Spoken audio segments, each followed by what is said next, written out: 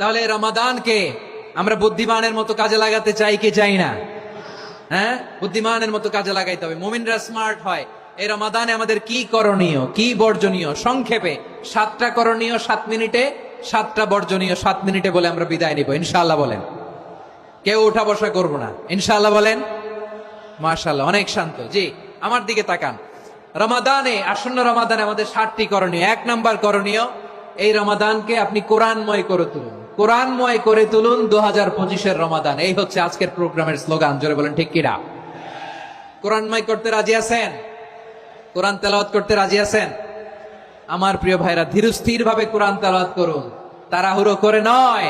আনাস রাদিয়াল্লাহু তাআলা আনহু বলতেন, রুব্বা কারি লিল কোরআন ওয়াল কোরআনু ইয়ালআনহু। কোরআনের অনেক কারি আছে যারা কোরআন পড়ে কিন্তু সওয়াব পায় না, বরং আল্লাহর কোরআন তার বিরুদ্ধে আল্লাহর দরবারে নালিশ করে, আল্লাহ লানত করতে থাকে।